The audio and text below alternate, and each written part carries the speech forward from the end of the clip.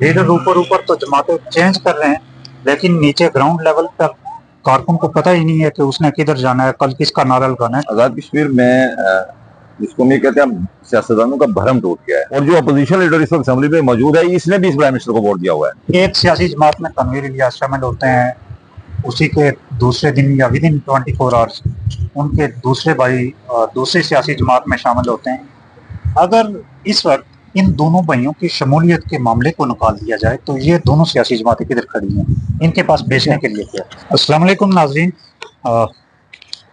आज़ाद जम्मू कश्मीर में सियासी तौर पर जो बदलती सूरत हाल है, बिलखुसूस जो लोग इस वक्त अपनी सियासी जमातें तब्दील कर रहे हैं, उनके बारे में अवाम की उमूमी राय क्या पाई जाती है, लेकिन अवाम की उमूमी राय से ज़्यादा एक सहाफ़ी उनको कैसे देखता है। चूँकि पहले ये होता था कि ग्राउंड लेवल पर भी कारकुन एक नज़रिए के पीछे चलते थे और फिर उन वो अपना लीडर खुद सामने लाते थे, लेकिन अब ये हो रहा है कि लीडर ऊपर ऊपर तो जमातें चेंज कर रहे हैं, लेकिन नीचे ग्राउंड लेवल पर कारकुन को पता ही नहीं है कि उसने किधर जाना है, कल किसका नारा लगाना है। तो हमारे साथ मौजूद हैं आज़ाद जम्मू कश्मीर के नामवर सहाफ़ी हैं अब्दुल हकीम कश्मीरी साहब। इनसे हम जानते हैं, एक लंबा एक्सपीरियंस है इनका, इन्होंने सियासत देखी है बहुत करीब से और इन हालात को देखा है जो आज़ाद जम्मू कश्मीर में हुकूमतें कैसे बनती गिरती रहीं। तो आप कैसे देखते हैं हकीम कश्मीरी साहब, सबसे पहले तो आपने वक्त दिया, बहुत शुक्रिया इसका। आप इस सूरत हाल को कैसे देखते हैं कि ये जो पॉलिटिकल जो लीडरशिप है वो तो अपनी सियासी जमातें तब्दील करती जा रही है। मतलब तनवीर इलियास साहब को देख लें, वो कल पीटीआई में आए थे, आईपीपी में गए, आज पीपल्स पार्टी में चले गए। इसी तरह बहुत सारे और लोग, ऐसे लोग जो खालिस्तान एक सियासी जमात के वोट पर आए। मैं खालिस्तान इसलिए कहूँगा कि जो एक मखसूस नशिस्त पर एक साहब आए, उन्होंने भी आज अपनी जमात चेंज कर ली। तो इस सूरत हाल को कैसे देखते हैं, नीचे वाले कारकुन की क्या सिचुएशन हो गई अभी। पहले इसके दो मरहले हैं, पहले यूं बात कर लेते हैं। आपका शुक्रिया, आपने मदऊ किया। आजाद कश्मीर में जिसको हम ये कहते हैं सियासतदानों का भरम टूट गया है। ये जो भरम था ना जी, एक कुछ सियासी कद के बड़े लोग थे, तो उस वक्त वो चीजें इसी तरह की थी, लेकिन वो भरम अपना इज्जत बचा के रखते थे। अब वो सारा कुछ ड्राई प्रॉफिट है। ठीक है। आप 85 में पाकिस्तान में मार्शल था, तो यहाँ मार्शल की जो हमायती जमात है मुस्लिम कॉन्फ्रेंस को इख्तियार मिला। 90 में वहाँ प्योर पार्टी थी, तो यहाँ प्योर पार्टी इख्तियार में आई। 91 में वहाँ नवाज शरीफ आ गए, तो यहाँ उस वक्त यहाँ मुस्लिम कॉन्फ्रेंस आ गई और सरदार साहब प्राइम मिनिस्टर बने, सरदार अब्दुल कलाम साहब। 1996 में वहाँ बेनजीर भुट्टो थी, तो यहाँ बैरिस्टर साहब मुख्तलिफ पार्टियों को छोड़ के छलांगे मार के आए हुए थे। जो 1996 में बैरिस्टर सुल्तान ने अचानक, उस वक्त शायद मुमताज राठौर ने या खालिद बहन ने उन्हें ये कहा था, मुमताज राठौर साहब के लिए हाँ, जाता है कि उन्होंने ये कहा था कि आप जिस तरह पैसा लगा के आए हो तो कल आपसे कोई बड़ा बंदा आ जाएगा। लेकिन बहरहाल प्योर पार्टी की हुकूमत यहाँ बनी, फिर पाकिस्तान में मार्शल लग गया जी, और मार्शल के बाद यहाँ जो पार्टी इक़्तिदार में आई, फिर 2001 में मुस्लिम कॉन्फ्रेंस आई, 2006 में परवेज मुशर्रफ थे तो मुस्लिम कॉन्फ्रेंस ही थी। 2011, 2015 और 2021 में पाकिस्तान में पीटीआई थी, तो यहाँ पीटीआई इक़्तिदार में आई। ये तो एक आपका ओवरऑल माहौल है। अब जब पीटीआई इक़्तिदार में आई, तो एक ऐसा शख्स जो प्राइम मिनिस्टर की दौड़ में जो लोग शामिल थे, उसको इक़्तिदार नहीं दिया गया, तो बहुत से लोग नाराज हो गए, जैसे बैरिस्टर सुल्तान महमूद, दूसरा तीसरा। तो क्यूम न्याजी साहब को वज़ारत इस्लाम मिली, तो आगे ये कहा जाता है गैर मुतवक्को फैसला था, लेकिन उसके बाद ये खरीद उसको कर लिया गया। तनवीर इलियास ने वज़ारत इस्लाम खरीदी, ये ज़बान खल्क है। और फिर उसी की कोख से एक ऐसी असम्बली का तवील इजलास हुआ जो कुछ 60-70 दिन जारी रहा, और उसमें से जो स्पीकर थे उनको प्राइम मिनिस्टर बनाया गया, और मुस्लिम लीग नून, पाकिस्तान पीपल्स पार्टी, आज़ाद कश्मीर और बहुत सारी जमातों ने मिलकर इमरान हक को प्राइम मिनिस्टर बनाया। और जो अपोजिशन लीडर इस वक्त असेंबली में मौजूद है, इसने भी इस प्राइम मिनिस्टर को वोट दिया हुआ है। अच्छा, ख्वाजा फारूक साहब, और ये उसी की कोख से अपोजिशन निकली। अच्छा, प्राइम मिनिस्टर के इंतखाब में इनको वोट देके फिर अपोजिशन में आ गए, फिर अपोजिशन में आ गए। ये तो एक सूरत साहब ने भी वोट किया था, सबने दिया था, उन्होंने उस पर एतराज करके वोट दिया था। अच्छा, अब ये जो सूरत हाल है कि हम ये समझते हैं ये अब क्या होने जा रहा है। तनवीर इलियास अचानक इस्तेकाम पाकिस्तान पार्टी में गए या किसी और पॉलिटिकल पार्टी में गए, उसके बाद उनको पीपल्स पीपल पार्टी में शामिल हो गए। फिर नून लीग के दरमियान और पीपल पार्टी के दरमियान एक मुकाबला शुरू हुआ जी, इसको शामिल करना है, इसको शामिल करना है।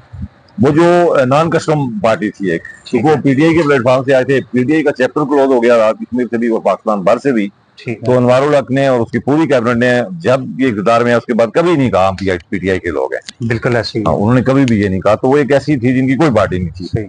इस दौरान 2-3 मरतबा अटेम्प्ट हुई कि लिबरेशन लीग को फाल किया जाए, उसमें ये सारे शामिल हुए। एक दो और नाम भी आए।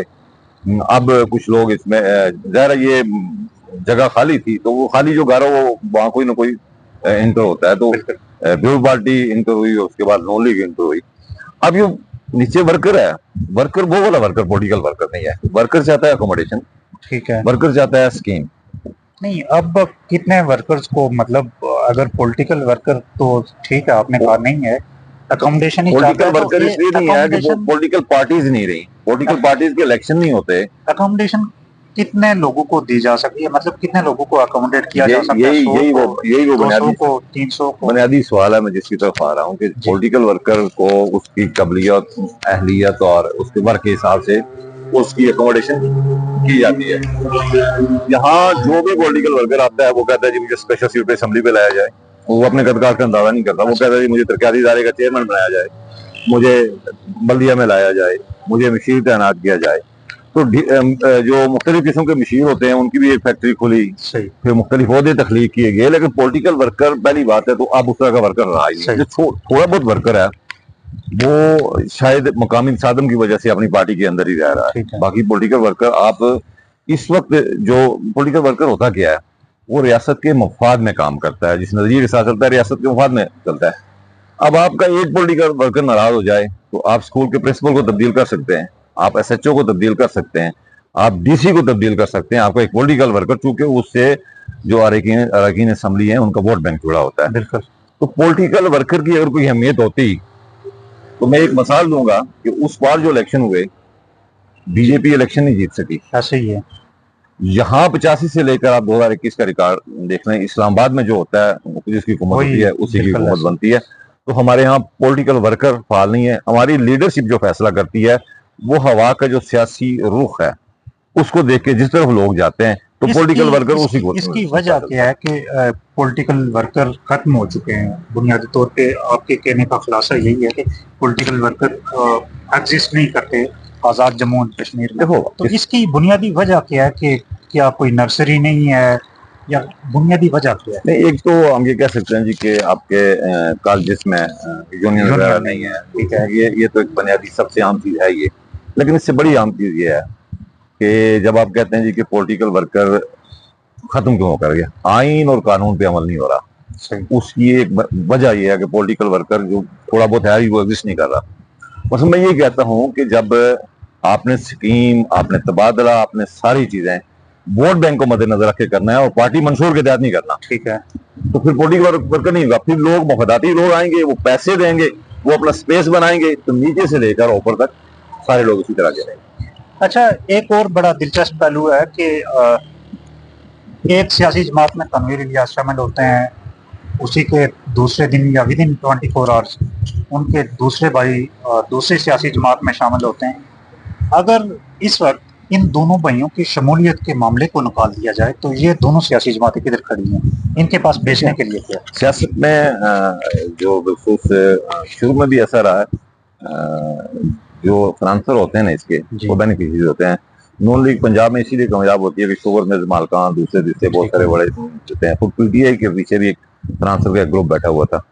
तो ये जो सेंटोरस के मालकान है, तो किसी ने बड़ी खूबसूरत तस्वीर शेयर की कि सेंटोरस के वो 3 जो हैं बिल्डिंग्स, एक पे वो नून लीग का झंडा लगा था, एक पे पीटीआई का लगा था, एक पे पीपल पार्टी का झंडा लगा हुआ था। बेसिकली ये एटीएम है। जब ये एटीएम है तो इनको इलेक्शन में लोगों को खरीदने के लिए, चूंकि इन्होंने कोई काम नहीं किया होता आइन और मेरिट के तहत, लोगों को खरीदने के लिए पैसा चाहिए होता है।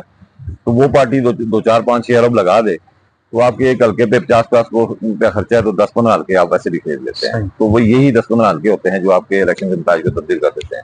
अच्छा, इस वक्त कुछ दिन पहले जब नून लीग की पार्लियामेंट पार्टी और इनकी मर्कजी लीडरशिप बैठी हुई एक प्रेस कॉन्फ्रेंस कर रही थी, तो एक फेडरल एडवाइजर ने जो मावन भी हैं शहबाज शरीफ के, राना सनाउल्लाह, उन्होंने कहा कि पंजाब की 10 नशिस्तें तो हम नून लीग को दे देंगे, बाकी 2 को भी काम करके तो दे देंगे।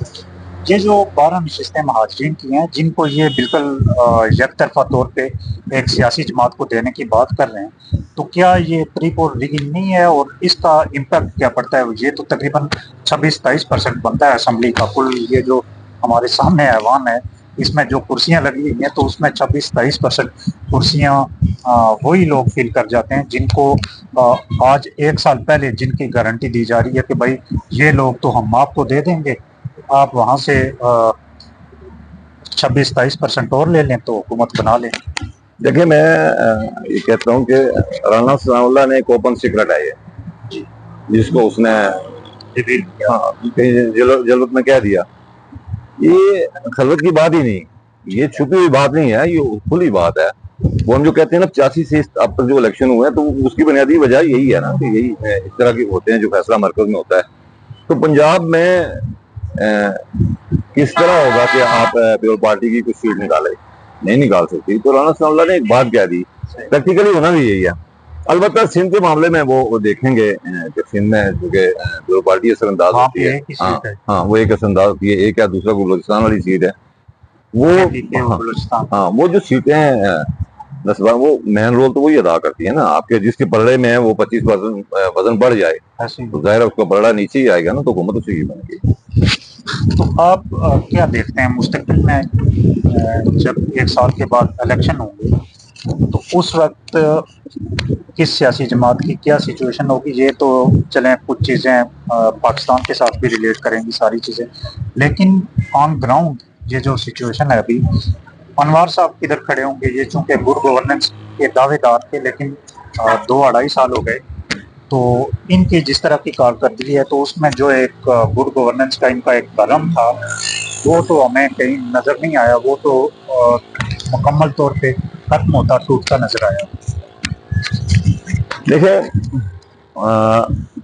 अगर हम फ्यूचर की कोई भी बात पेशगोई करें जी कि ये होगा, कोई नहीं है, एक एनालिसिस करना। हाँ, वो सिर्फ ये है, कोई भी हम तजिया करने से वाले से देखते हैं कि पॉलिटिकल पार्टी की अपनी फुटिंग क्या है।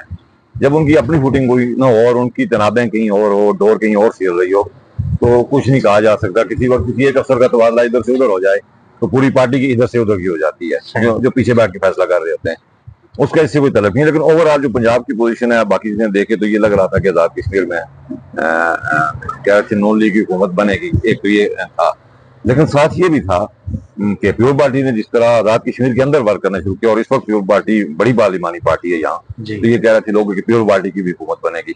एक और चीज इस पे जो डिबेट हुई वो सबसे आम थी कि गिलगित बल्तिस्तान अगर एक पार्टी को दिया जाएगा तो दूसरी पार्टी को एजे के दिया जाएगा। ये भी एक ज़ाहिर, इस्लामाबाद में भी वो इकट्ठे बैठे हुए हैं, तो कहीं ना कहीं किसी चीज पे कहीं ना कहीं हाँ, तो ये चीजें उसमें कर रही हैं। तो अब मैं ये अलबत्ता ये जो ग्रुप है अनवार ग्रुप, इसके साथ जो लोग हैं, इनमें से कुछ लोगों ने नून लीग में भी जाने की कोशिश की, कुछ मेजोर पार्टी में भी जाने की कोशिश की। तो ज़ाहिर जिन जिन इलाकों से ये अनवार साहब खुद किधर जाएंगे? अनवार और सकता है पाकिस्तान पार्टी में चला जाए या किसी और पार्टी में चला जाए। अभी उनका स्पेस कभी नहीं बन रहा। अच्छा, हाँ, अभी मेजोर पार्टी के अंदर भी उनका मसला है और नून लीग के अंदर भी ज़ाहिर है, लेकिन फिर भी वो सब के सब उनके साथ हैं। नहीं, वोट तो मैं ये कहता हूँ ना, पॉलिटिकल पार्टीज कहीं नहीं है।